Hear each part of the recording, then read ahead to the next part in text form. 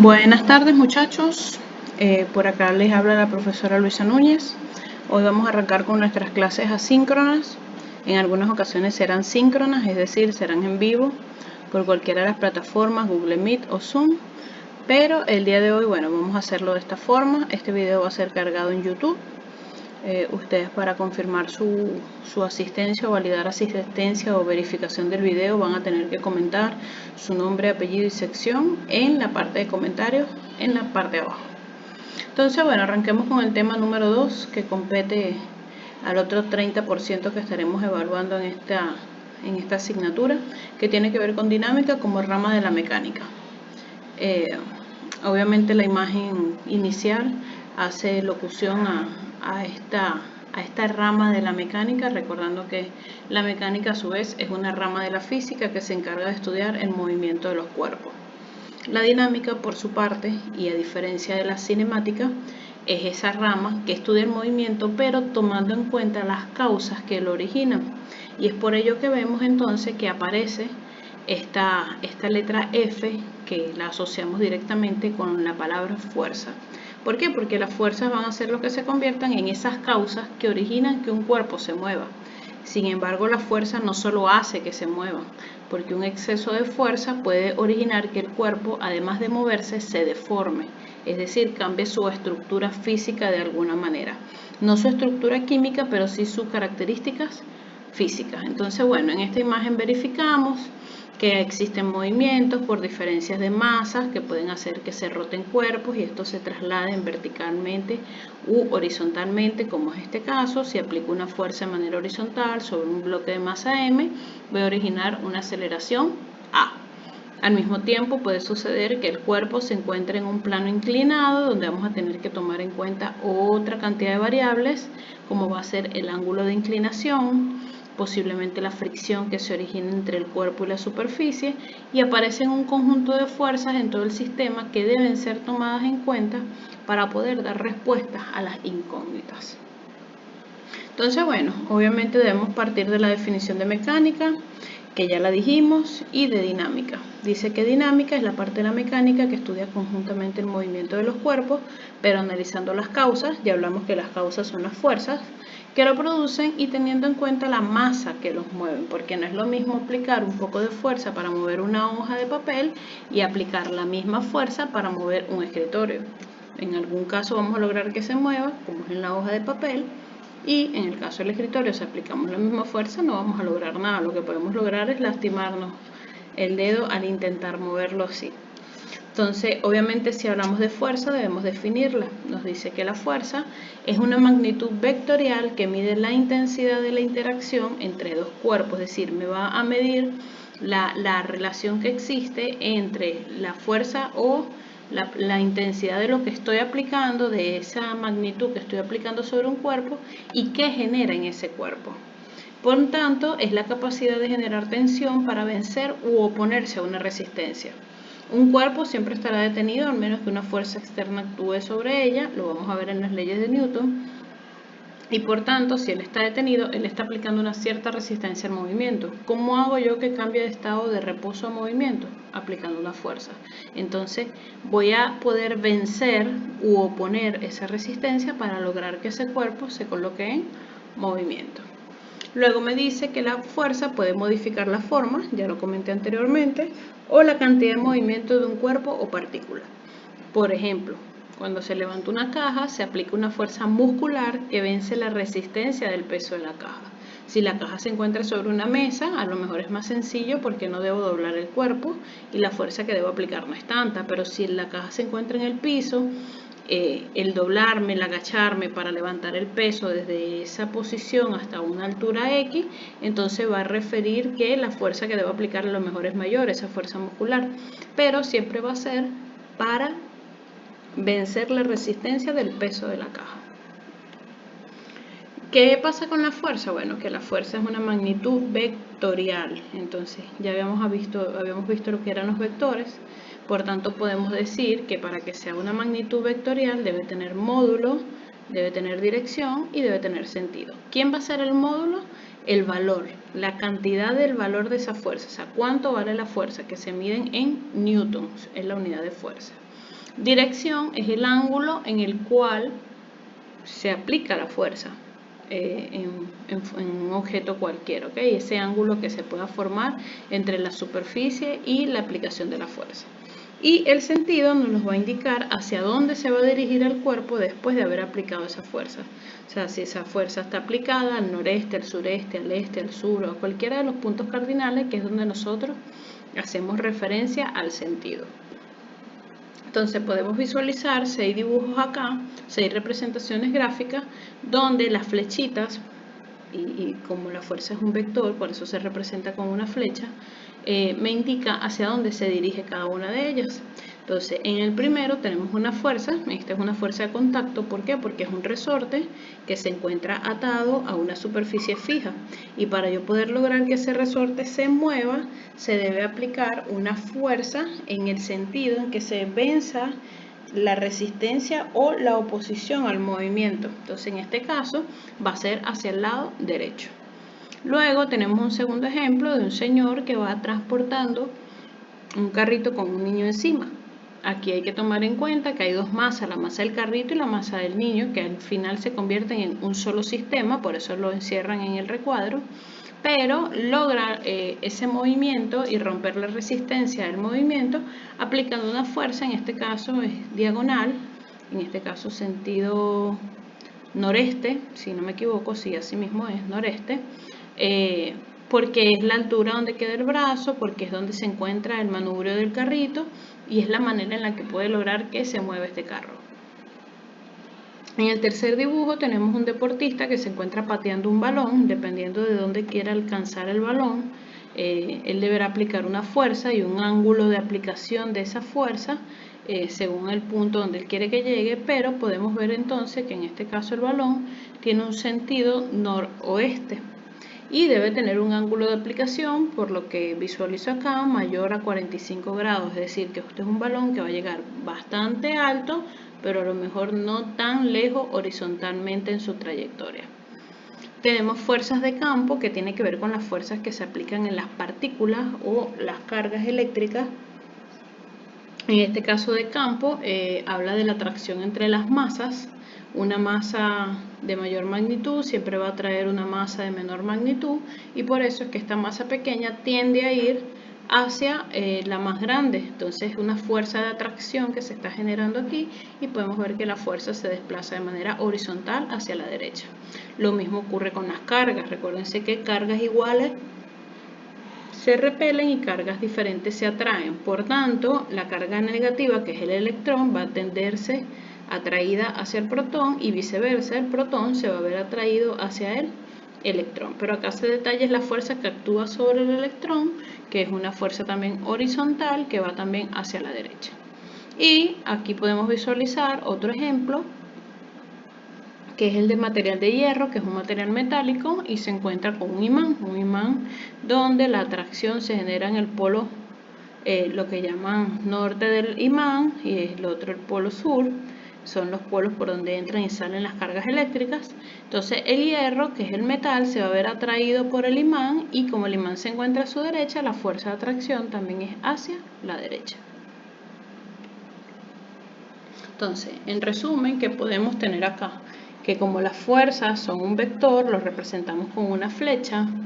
La magnitud o la intensidad de esa fuerza la vamos a llamar módulo, va a ser un valor numérico acompañado de una unidad, como podemos ver aquí, 3 newton, 5 newton, 8 newton.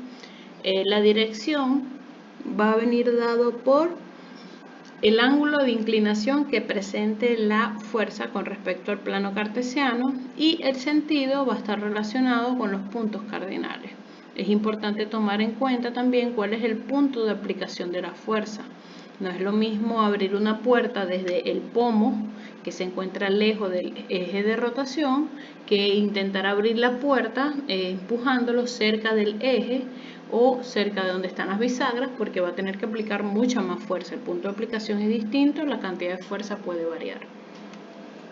¿Qué podemos connotar aquí entonces? Que para nosotros entender cuáles son las fuerzas totales que actúan sobre un cuerpo, Por ejemplo, aquí tenemos un cuerpo A, un cuerpo B, un cuerpo C y un cuerpo D representados por un punto y sobre el cual actúa no solo una fuerza, sino que actúan 2, 3 o más fuerzas. Entonces, siempre que las fuerzas se encuentren paralelas a los ejes del plano cartesiano, vamos a asumir los signos según este plano. Quiere decir que si una fuerza va hacia la derecha, esta fuerza va a ser positiva. Si una fuerza va hacia la izquierda, entonces esta fuerza va a ser negativa. Si una fuerza va hacia arriba, esta va a ser positiva. Si una fuerza va hacia abajo, esta va a ser negativa. Entonces, en función de esto, podemos decir que para el primer cuerpo A, y yo poder saber cuál es la fuerza total, voy a llamarlo así, fuerza total, debo hacer una sumatoria de fuerzas. ¿Cómo va a ser esa sumatoria de fuerzas? Bueno, siempre las positivas menos las negativas. Entonces, en este caso serían 5 newton, que son positivos, menos 3 newton, que van en sentido contrario a donde se encontraba la mayor magnitud. Por tanto, la fuerza total que está aplicada sobre el cuerpo A va a ser de 5 menos 3, 2 newton. Esa es la fuerza total aplicada en este sistema. Luego podemos visualizar que acá en el segundo cuerpo no puedo hacer lo mismo que hice en el primero. ¿Por qué? Porque tengo fuerzas en distintos ejes. Yo no puedo sumar las fuerzas del eje de las X con las fuerzas del eje de las Y. Entonces, en este caso, debo denotar cuáles son mis fuerzas en el eje de las X y solo tengo una que es positiva y es 5 newton. ¿Y cuáles van a ser mis fuerzas en el eje de las Y? Que también tengo una sola, que por ir hacia arriba también va a ser positiva, que es 3 newton. Acá, para yo poder sacar una fuerza resultante, entonces voy a tener que aplicar Pitágoras, donde este señor que se encuentra acá, este vector que surge acá, va a ser mi fuerza resultante, ya que va a tener una componente o una parte de la horizontal y va a tener una parte de la vertical. Entonces Pitágoras me dice que como aquí se forma un triángulo rectángulo, es decir, un triángulo con ángulo de 90 grados, disculpen, entonces voy a tener que, para poder calcular la fuerza resultante, vamos a tener que aplicar el teorema de Pitágoras. El teorema de Pitágoras me dice que la hipotenusa al cuadrado, en este caso va a ser mi fuerza resultante, va a ser igual a la raíz cuadrada.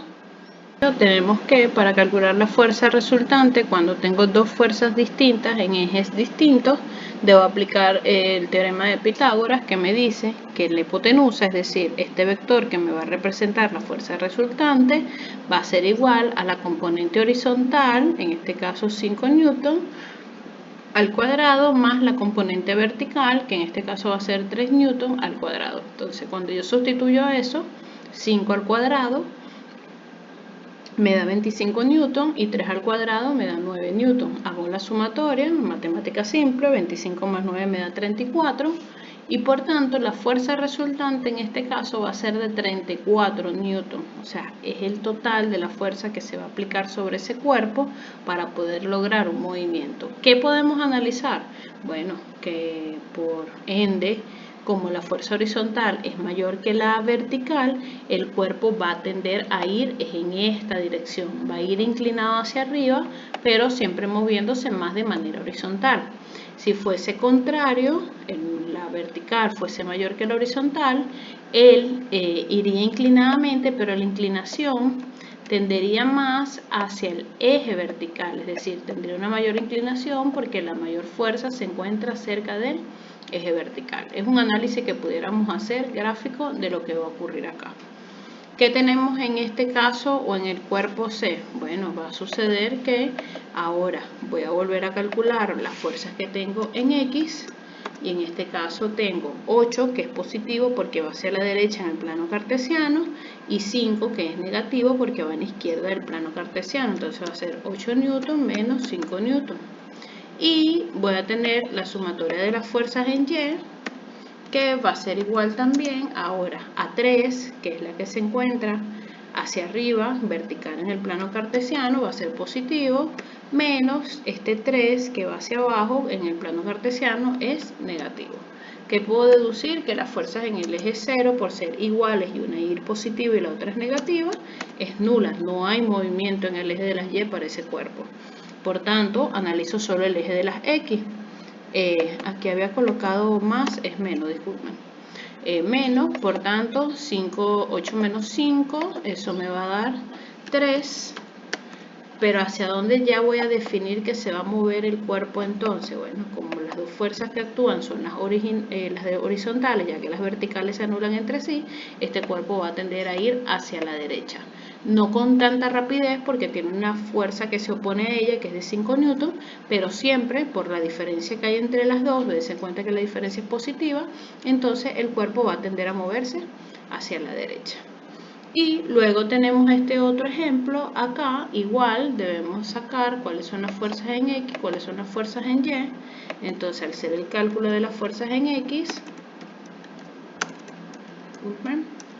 al hacer el cálculo de las fuerzas en X tengo que 3 newton es la fuerza que va hacia la derecha, por tanto es positiva, menos 5 newton, que es la fuerza que va hacia la izquierda, negativa. Y acá el resultado me va a dar negativo, menos 2 newton.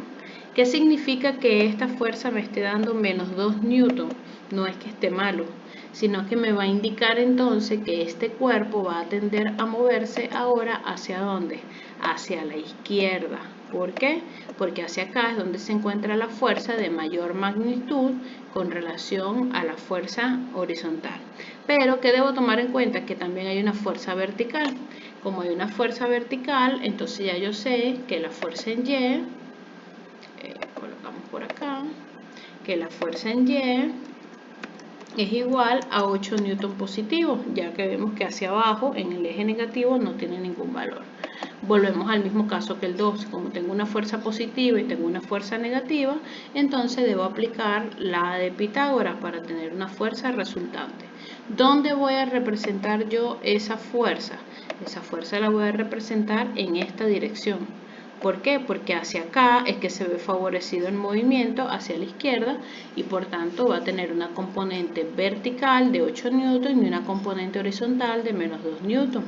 Siendo esto así, cuando aplicamos entonces Pitágoras, que vamos a escribir acá, entonces tenemos que la fuerza resultante que vamos a tener acá, no tengo cómo hacer la raíz, pero ustedes saben que va a ser la componente horizontal al cuadrado. Menos 2 al cuadrado me va a dar 4. Recuerden que todo número negativo elevado al cuadrado me da positivo. Entonces esto va a ser, voy a escribir la palabra raíz para que sepan, raíz de 4 newton más la componente vertical al cuadrado. 8 al cuadrado es 64, entonces esto va a ser 64 newton. Por tanto, la fuerza resultante que voy a obtener como total de este movimiento va a ser igual a la raíz de 64 más 4, 68 newton. Ustedes en su calculadora harán el cálculo matemático y podrán saber con exactitud y con decimales cuál es el valor de esa fuerza que se representa en este sistema que tenemos acá. ¿Okay? Es importante que entendamos que las fuerzas las vamos a identificar los signos según los ejes del plano cartesiano y ya luego haremos el análisis de hacia dónde logramos que el cuerpo se mueva. Avanzamos aquí. Tenemos aquí un ejemplo. Sean dos fuerzas perpendiculares, si se dan cuenta, tenemos 3 newton y 4 newton, como uno del segundo ejemplo que hicimos anteriormente. Calculé la fuerza resultante y el ángulo que forma cada una de ellas. Entonces, ¿qué vamos a tener aquí? Si se dan cuenta, vamos a tener exactamente lo mismo que hice en la diapositiva pasada. La fuerza va a ser igual a la raíz de la componente horizontal. ¿Quién es la componente horizontal? 3 newton al cuadrado. Más la componente vertical, en este caso, ¿quién es la componente vertical? 4 newton al cuadrado. Es decir, que la ecuación original de esto que está aquí sería que la fuerza es igual a la raíz, recuerden que no tengo cómo representar la raíz acá, de las fuerzas en X al cuadrado más las fuerzas en Y al cuadrado. Entonces, esta ecuación que está aquí es la sustitución de estos valores que tengo acá. 3 al cuadrado es 9, 4 al cuadrado es 16, 16 más 9 me da 25, por tanto la fuerza va a ser igual a la raíz de 25, y como la raíz de 25 es exacta, entonces me da como resultado que la resultante son 5 newton. ¿Cómo calculamos la dirección de esa fuerza? Bueno, aplicamos el ángulo, que también lo hicimos en el primer tema que vimos. Recuérdense que la tangente o el ángulo es igual a la inversa de la tangente, que es la tangente a la menos 1, o la arcotangente de la componente en Y. En este caso tenemos la fuerza en Y entre la fuerza en X. ¿Qué debemos realizar? Bueno, vamos a dividir. ¿Cuánto es la magnitud de la fuerza en Y? Es 3. ¿Cuánto es la magnitud de la fuerza en X? Es 4. Y por tanto, ahí vamos a obtener como resultado la división de estos dos valores. Sacamos la inversa de la tangente, el arco tangente en la calculadora, y nos da como resultado un ángulo de 37 grados. Luego tenemos un segundo ejemplo donde dice que sea la fuerza F. Ahora aquí me están dando cuál es el valor de la fuerza resultante y me están dando el ángulo que se forma, es decir, es el cálculo contrario. Entonces, en este caso, como ya me están dando la fuerza resultante, no voy a aplicar Pitágoras, sino que debo aplicar trigonometría. Ahí debemos recordar que el seno en las funciones trigonométricas es igual al cateto opuesto entre la hipotenusa, y en el coseno es igual al cateto adyacente entre la hipotenusa. Entonces debemos visualizar primero dónde se encuentra nuestro ángulo recto. Podemos ver que el ángulo de 90 grados se encuentra aquí, si voy a utilizar el triángulo de arriba, o se encuentra acá, si voy a utilizar el triángulo de abajo. Entonces esta va a ser mi componente horizontal, la que voy a llamar fx, que es el mismo que está acá, y que por encontrarse cercano al ángulo recto, entonces es mi cateto adyacente. Y este que está acá es la componente vertical, que es lo que yo voy a llamar f de y, o este mismo que está acá para el otro triángulo, depende del cual yo quiera calcular. Entonces, ¿qué voy a tener como resultado o como las ecuaciones? Bueno, que el coseno del ángulo, vamos a llamar el ángulo X, es igual al cateto adyacente. ¿Quién es el cateto adyacente? F de X, porque vean que son los dos que están cercanos al ángulo de 90 grados. Entonces, F de X entre la hipotenusa, que en este caso, ¿quién me hace la hipotenusa en los dos triángulos? La fuerza resultante. Como ya yo tengo la fuerza resultante y conozco el ángulo, porque el ángulo me lo están dando, que es 30 grados, entonces aquí se hace el despeje. Entonces se dice que la fuerza resultante es igual, en este caso, al coseno entre f de x. F de x entre el coseno, perdón, disculpen. Y podemos tener entonces como respuesta estos valores que están acá. Los invito a que con su calculadora hagan el despeje, sustituyan los valores y se van a dar cuenta entonces que la componente horizontal, que es la que va asociada con coseno, va a valer 13 newton, y la componente vertical, que es la que va asociada al eje de la y, va a valer 7,5 newton. Siendo así, ya hablamos de fuerzas de manera general. Entramos entonces en lo que son los tipos de fuerza. Existen 4 tipos de fuerzas que vamos a trabajar a lo largo de este contenido. La primera es la fuerza de tensión, que es la fuerza ejercida por una cuerda, cable, cadena. Es decir, lo que sujete al cuerpo debe tener una característica particular, que es que son inextensibles. ¿Qué significa que sean inextensibles? Que no se pueden estirar. Una cuerda no se estira, un cable no se estira, una cadena no se estira, porque si se logra estirar el medio por el cual se sujeta el cuerpo, voy a colocar acá inextensible, entonces no estaríamos hablando de una fuerza de tensión, sino de una fuerza elástica. Por eso es que debe ser así. Entonces, siempre que lo que sujete al cuerpo sea inextensible, aparecerá la fuerza de tensión. ¿Hacia dónde va a apuntar esa fuerza? Hacia donde se esté haciendo la resistencia para evitar que el cuerpo caiga. Dense cuenta que esta es una grúa que tiene una bola de demolición.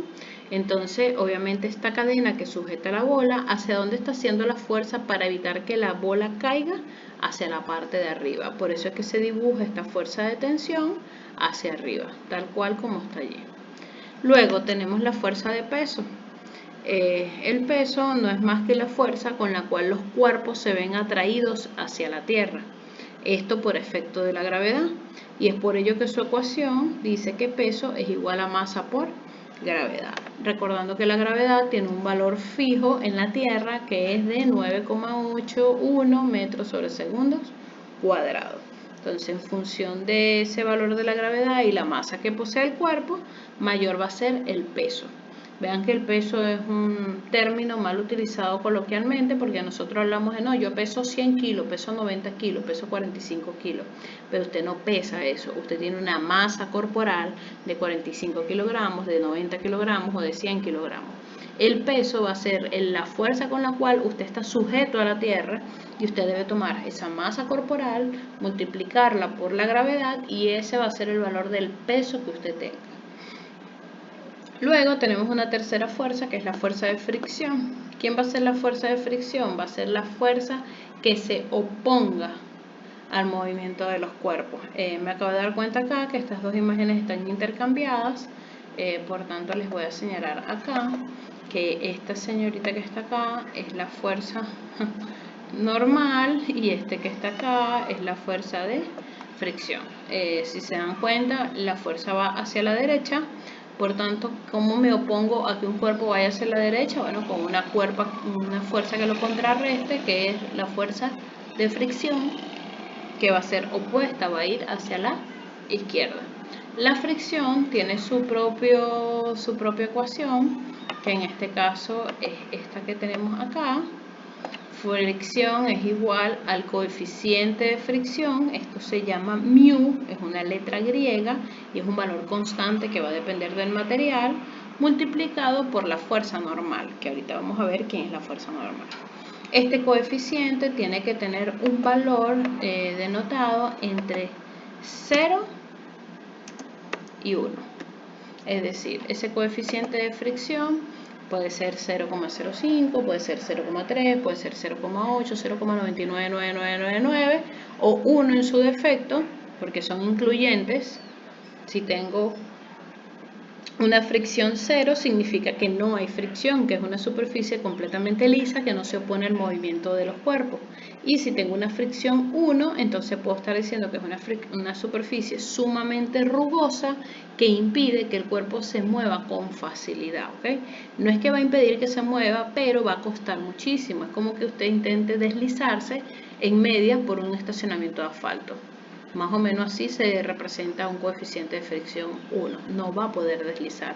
La media va a perder material, se va a quedar allí, usted se va a raspar los pies y a lo mejor no desliza. Puede desplazarse, pero no va a deslizar fácilmente. Y por último tenemos la fuerza normal, que comenté que se intercambiaron las imágenes. Entonces, ¿quién va a ser esa fuerza normal? Va a ser la fuerza contraria al peso. Siempre va a ser una fuerza perpendicular, y voy a colocar la palabra acá porque estas son palabras clave que si usted está viendo este video van a ser importantes para el quiz. Es una fuerza perpendicular, no se ve, déjenme movilizar esto, ponerlo más acá, perpendicular al peso. Esa es la fuerza normal, es una fuerza perpendicular al peso. Lo voy a colocar más pequeño acá, aquí está. Entonces, si el peso va hacia abajo, la fuerza normal irá hacia arriba. Y ahorita vamos a ver otros ejemplos. Si la fuerza, el peso, mejor dicho, disculpen, de un cuerpo viene en esta dirección, entonces la fuerza normal irá en una dirección contraria a este. Irá en este sentido ahora hacia arriba. Si la fuerza de peso siempre va a ir hacia abajo o el peso siempre apunta hacia abajo en este caso porque es una fuerza por la cual se ve siempre atraída hacia la Tierra, me faltó decirlo acá, esa fuerza siempre va a ir verticalmente hacia abajo.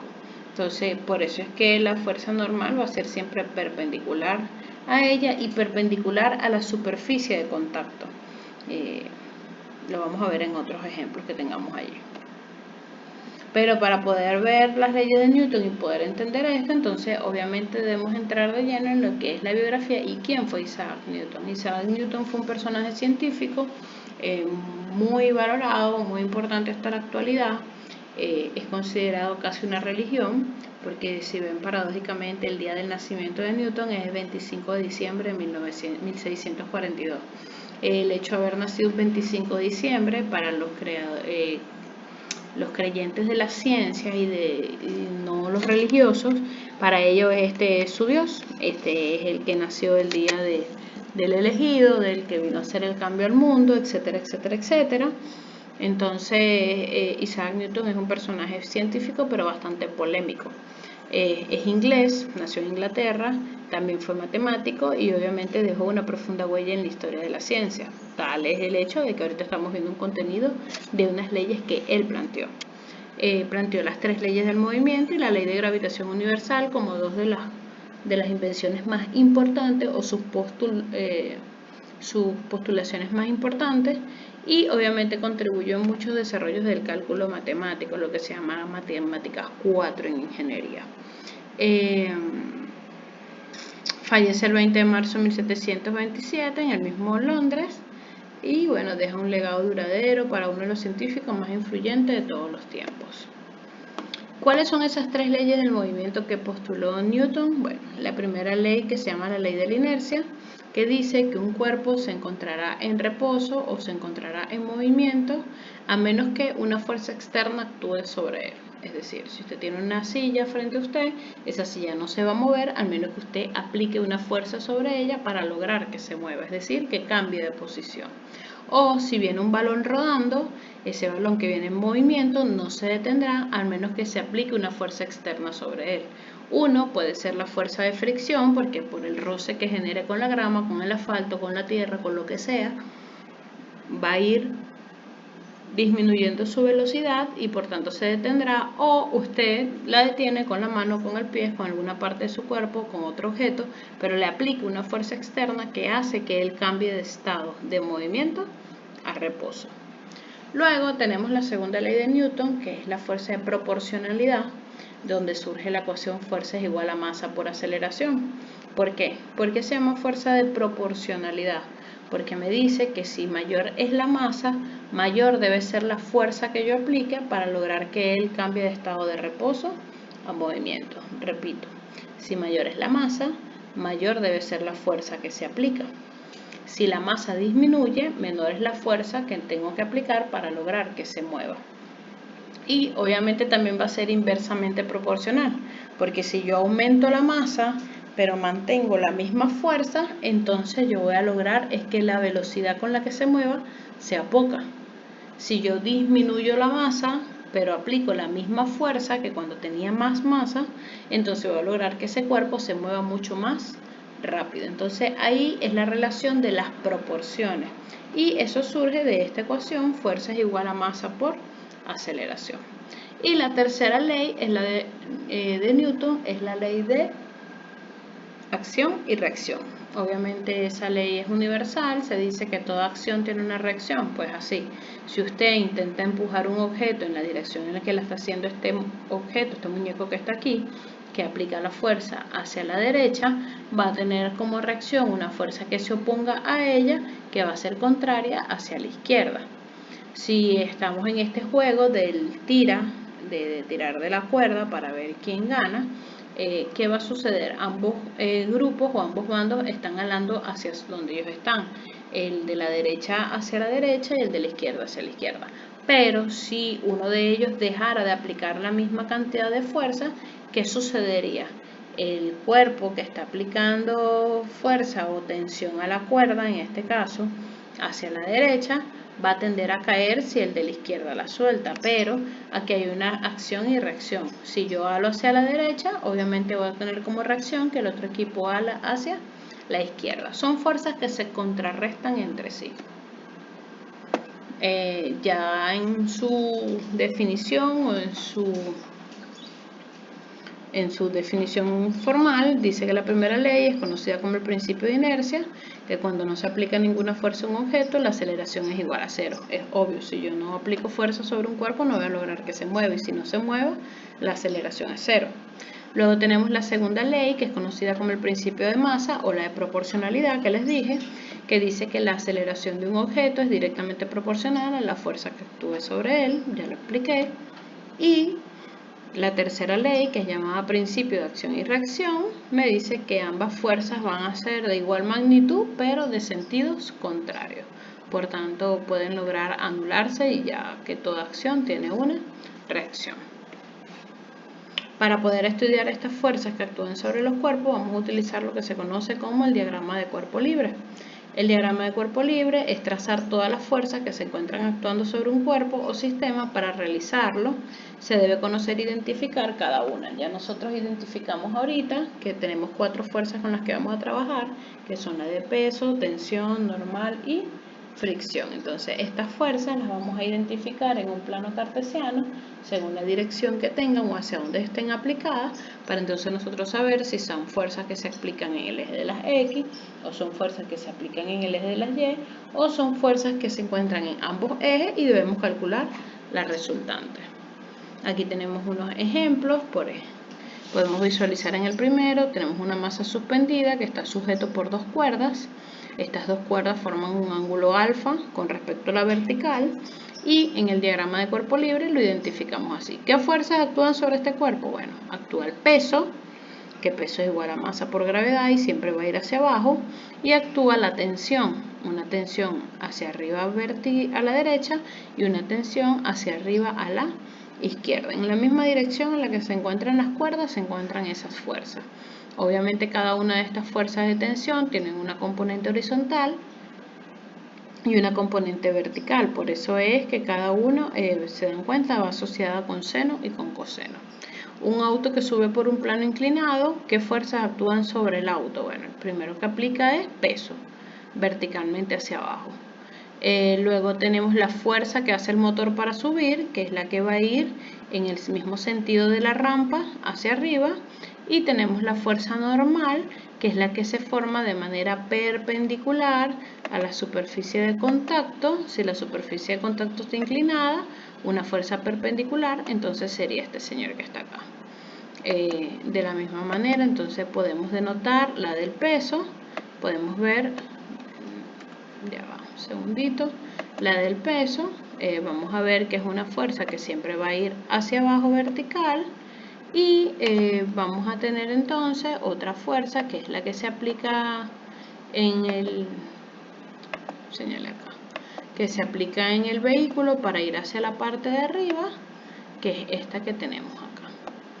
Son las mismas que están dibujadas acá en el plano cartesiano. ¿Qué ocurre con la del peso? Que en este caso, como el plano es inclinado, el plano cartesiano se hace también inclinado, y el peso no coincide con ninguno de los ejes del plano y se debe descomponer en una componente vertical y en una componente horizontal.